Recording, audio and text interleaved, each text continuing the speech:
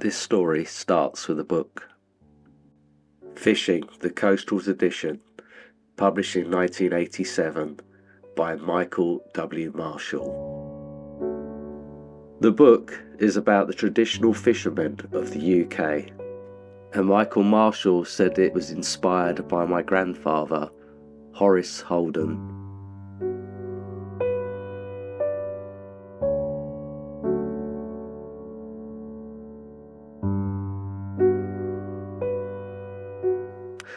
I returned to Bognor, Regis to jog some childhood memories.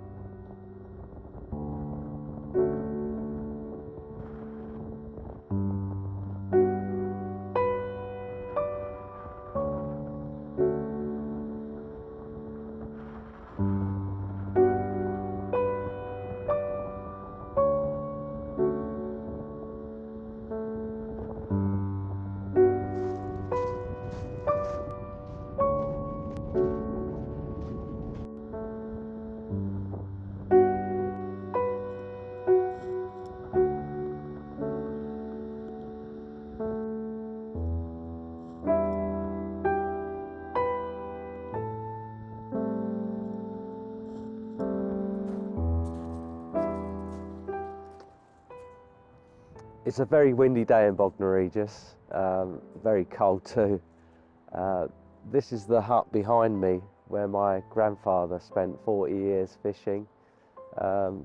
He fed 6 children from this little meagre living.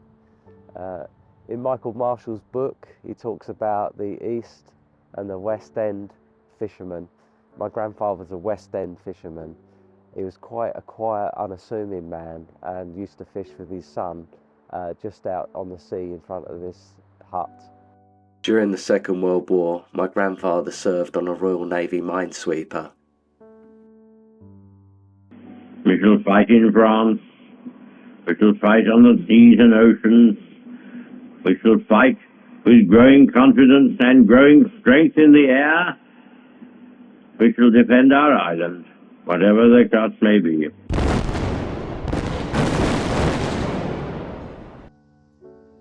Cost to my grandfather was the loss of his hearing, but he did gain 2 Atlantic stars during the campaign. But he told us very little about the war.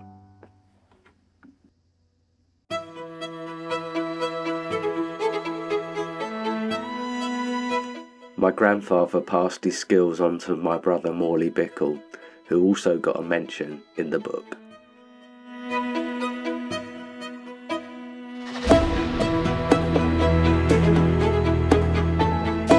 Morley's methods were a bit more modern than my grandfather's, and his boat became famous on photographs and on postcards. My grandfather's boat was of clinker construction, which was basically overlapping boards. My brother fiberglassed the boat to preserve it. The boat was winched up the beach on these old scaffold boards that gave many a splinter. Wheels on a dolly underneath the boat, now hauled on old travelator belts.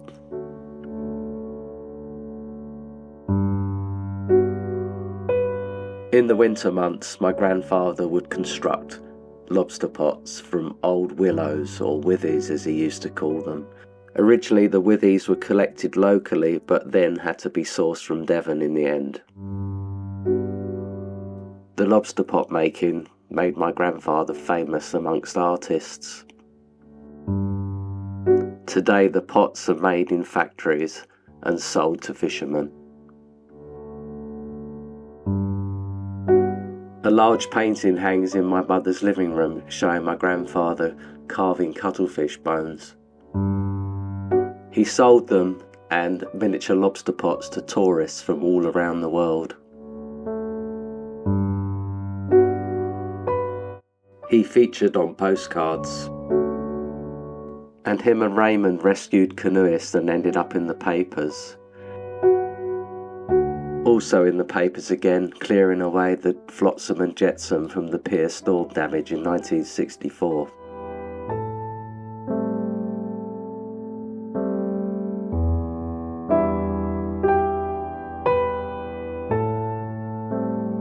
In 1865, the pier was 1,000 foot long,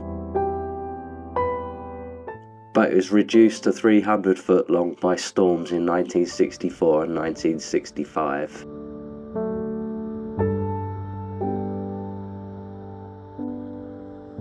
Along with the pier, the town is sadly showing its age.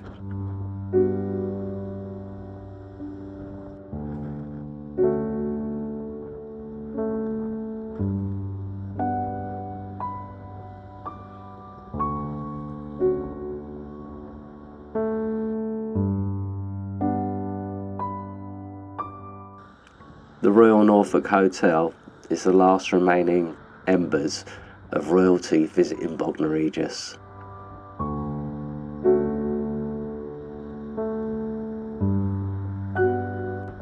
And Arran District Council seems to have forgotten Bognor Regis too. And as I leave Bognor Regis, I realise that my generation is the last to have the fading memory.